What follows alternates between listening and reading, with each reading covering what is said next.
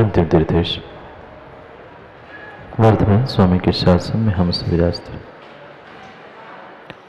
और उनकी पावन पीयूष देशना हम सभी के लिए परम उपकारी।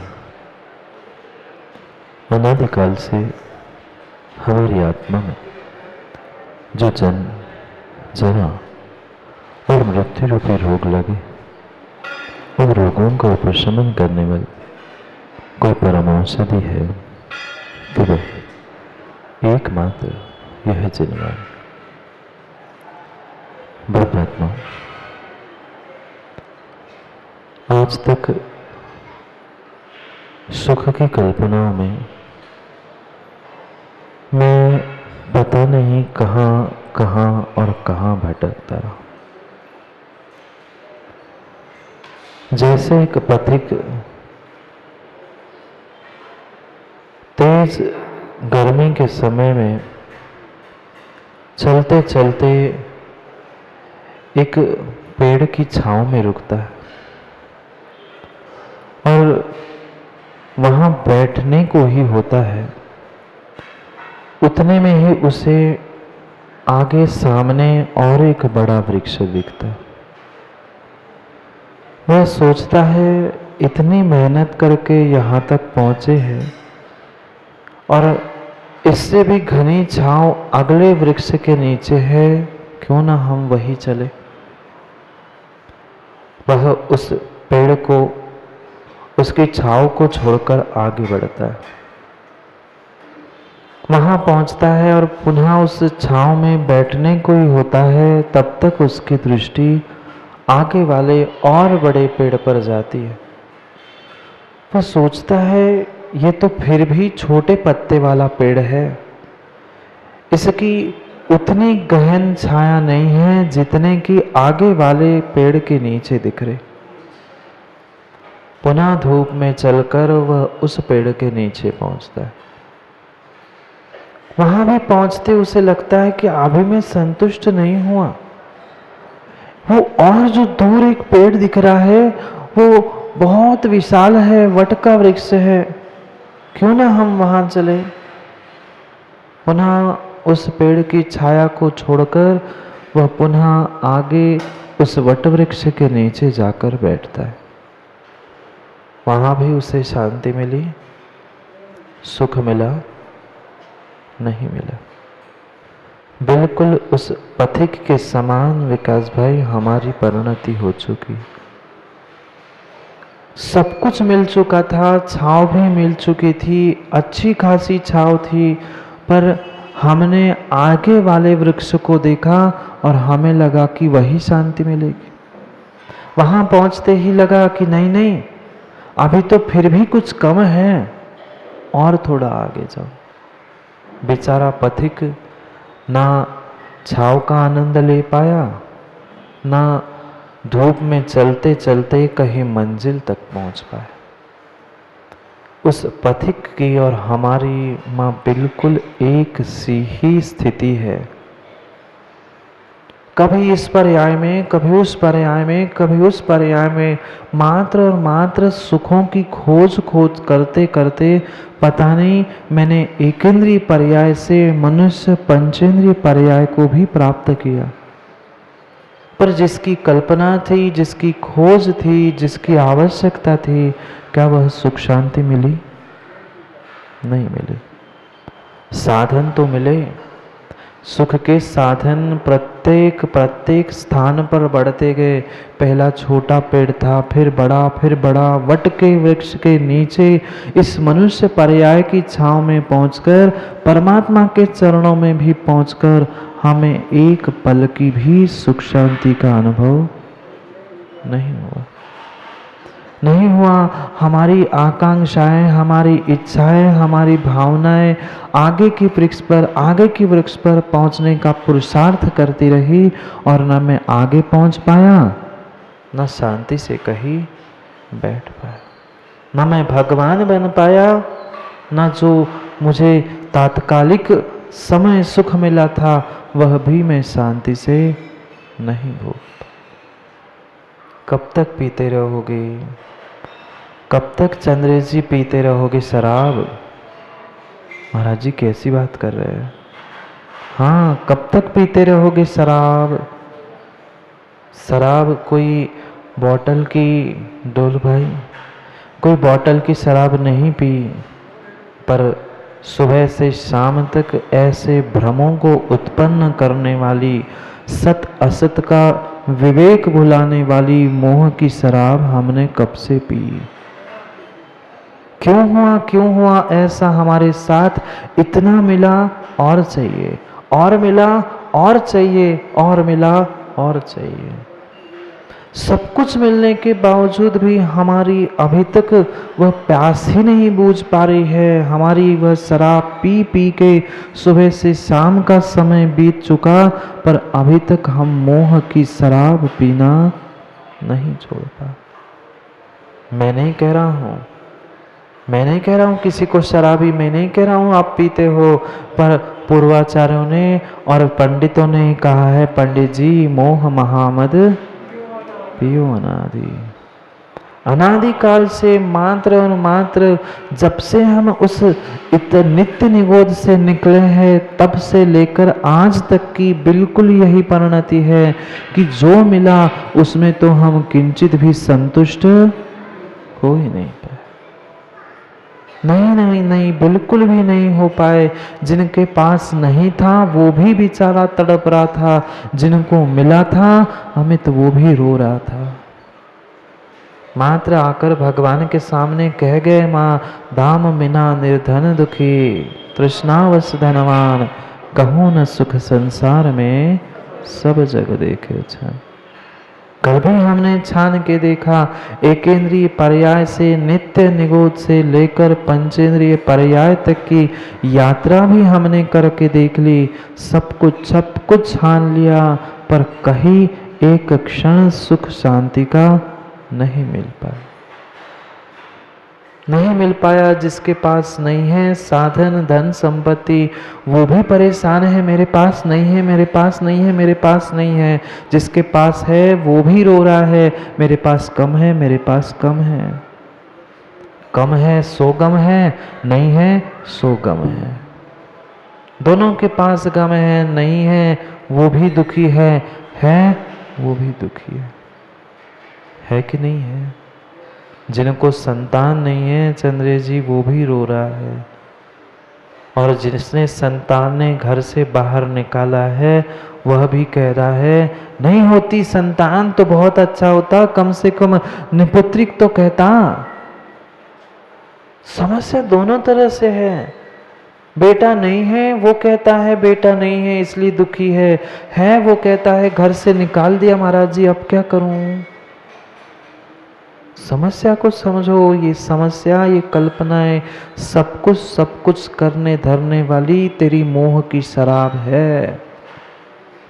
जब तक इस मोह को नहीं छोड़ पा रहे हैं, मोहनी कर्म को जीत नहीं पा रहे हैं, तब तक संसार का भ्रमण नहीं छूटने वाला नहीं है। संसार समाप्त होने वाला नहीं है। बहुत अच्छी बात मां समझना, संसार नष्ट करना है क्या? संसार छोड़ना है? संसार की इस सब कुछ व्यवस्थाओं को समझ रहे हैं, संसार को मिटाना है, संसार में रहने वाले लोगों को मिटाना है। वह तो द्रव्य है, संसार का परिभ्रमण द्रव्य है। उसमें जो मेरा उत्पाद व्यय चल रहा है अनेक अनेक पर्यायों में, हमें उस उत्पाद व्यय को जीतना है। द्रव्य तो द्रव्य है ही, पर क्या करूं, आज तक मेरी द्रव्य पर दृष्टि नहीं गई, आज तक मेरी दृष्टि मात्र पर्यायों में उलझती रही। देखा कभी पीपल के वृक्ष को, नीम के, पीपल के बड़े बड़े वृक्षों को देखा? क्षण भर में जैसी ही हवा आती है उसके पत्ते हिलते हैं, आवाज भी करते हैं। उस पत्तों पर हर किसी की दृष्टि जाती है, जो हिलता है, बोलता है, सब कुछ कर रहा है, उस पर तो हमारी दृष्टि है। पर जिस तने पर वह पत्ते खड़े हैं, उस तने को, द्रव्य को हमने आज तक नहीं देखा। देखा नहीं। मात्र और मात्र पर्याय पर्यायों के संबंध, पर्याय की पुष्टि के लिए प्राप्त किए गए साधन, इस पर ही हमारी दृष्टि गई। उसके पीछे तो द्रव्य द्रव्य था, उस पर हम मोह के कारण दृष्टि डाल ही नहीं पाए। छोड़ दो ना चंद्रेश जी, छोड़ दो ना मोह। सबसे बड़ा खतरनाक कोई शत्रु है तो आपका मोह है। ये मत कह देना, ये मत कह देना ये तो मात्र कर्मों का खेल है महाराज जी, कर्म कम हो जाएंगे मैं सब कुछ कर लूंगा। ये सर्वथा गलत है। सर्वथा ऐसा नहीं है जड़ कर्म घुमाते हैं, और सर्वथा ऐसा भी नहीं है कि जड़ कर्म कुछ नहीं कर रहे हैं। दोनों बातों को हमें समझना है। जड़ कर्म कर भी रहे हैं और नहीं भी कर रहे हैं। अगर हमने मोह को पहचान कर अलग करने का प्रयास किया तो ये जड़ कर्म मेरे लिए कुछ नहीं करेंगे, कुछ नहीं करेंगे, कुछ नहीं करेंगे। पर जब तक जड़ कर्मों की सत्ता है तब तक तेरे परिणाम और परिणति भी सुधर नहीं रही है। ये भी परम सत्य है। सत्य तो हम जानते हैं, सत्य तो हम बहुत अच्छे से जानते हैं, पर क्या करें, वे मोह की शराब हमें उस सत्य तक पहुंचने नहीं दे रही है, जीवन में उस सत्य को उतारने नहीं दे रही है। समझना है उस संसार के सत्यता को। दाम मिला तो भी काम का नहीं था। पूरी जिंदगी दाम कमा कमा के तुमने घर परिवार को दे दिया, फिर भी अंतिम समय में विमल भाई यही सुनने मिला, क्या किया आपने जिंदगी में, क्या किया? वो तो मेरा पुण्य था सो मुझे मिल गया, आपने क्या किया? पूरा दाम कमाने में तूने पूरा जीवन बर्बाद किया, अंत समय में तू ही बदनाम होता रहा। पहचानो पहचानो सत्य को। वास्तविकता की खोज करनी थी। संसार में जिसे हमने सुख मान के रखा था वह सुख नहीं था, दुख ही था। प्रारंभ करो, थोड़ा सा प्रारंभ करो, अपने भीतर के उस सुख तक पहुंचने का प्रयास हमें करना। क्योंकि आज तक सत्य का बोध हमने एक ही पहलू से किया, दूसरे पहलू को समझा ही नहीं। जब जब संसार अनुप्रेक्षा की व्याख्या होती है तब तक चंद्रेश जी यही कहते हैं, संसार में सुख नहीं है, संसार में सार नहीं है, ये नित्य नहीं है, ये काम का नहीं है, वो काम का नहीं है। भाई कुछ पॉजिटिव तो बताओ। जब सुख है नहीं है, कुछ नहीं है, कुछ नहीं है, फिर जीऊं क्यों? मर जाऊं क्या? नहीं। जब तक दूसरे पहलू का बोध नहीं होगा तब तक हमारा डरना और बेसहारा जैसा भटकता रहना चलता रहेगा। अगर सुख है ही नहीं है तो फिर संसार में क्यों जीना? सार है ही नहीं है तो संसार में क्यों जीना? इसलिए वास्तविक सत्य को समझना है। जो वास्तविक सुख है वो है कि नहीं है। पहला तो प्रश्न यही है चंद्रेश जी, सुख नहीं है, सुख नहीं है, सुख नहीं है, तो फिर संसार में जीना भी क्यों? सुख नाम की कोई वस्तु है भी कि नहीं है?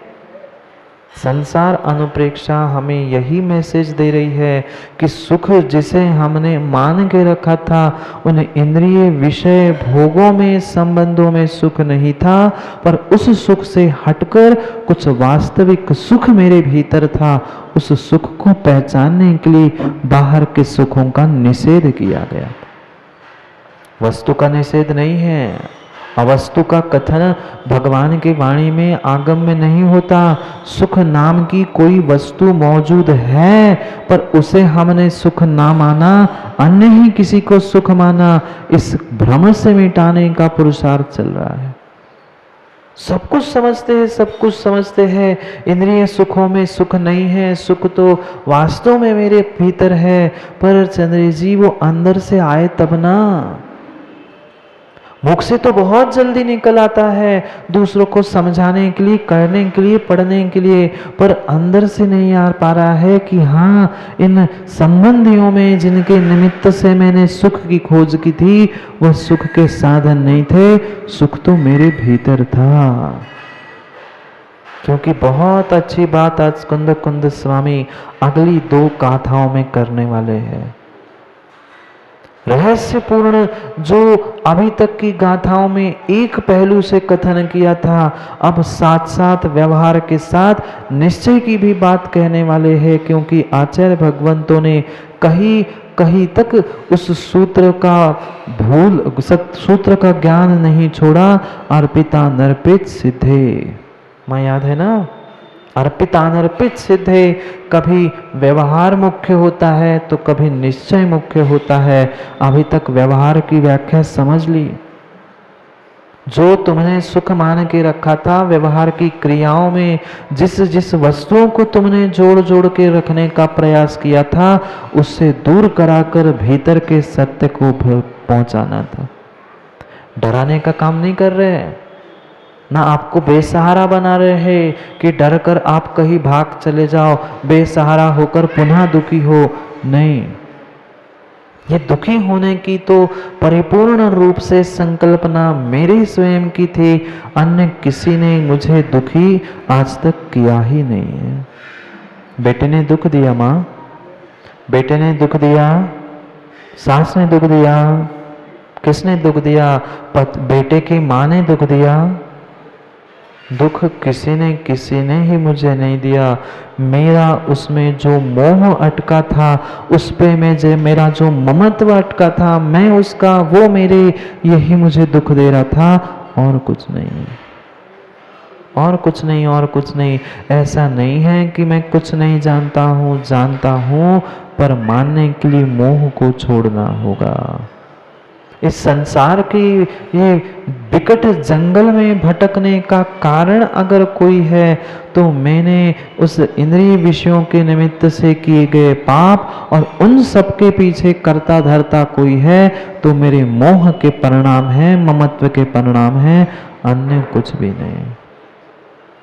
चेत जाओ, चेत जाओ, थोड़े से तो चेत जाओ, थोड़े से तो महसूस कर लो कि कितनी बड़ी भूल और कितनी बड़ी गलती मैं आज तक करता आया।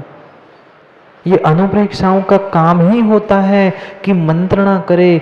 अभी कोई भी कार्य नहीं कर रहे, बाहर का कोई पुरुषार्थ नहीं चल रहा है, मात्र भीतर ही भीतर मंत्रणा चल रही है।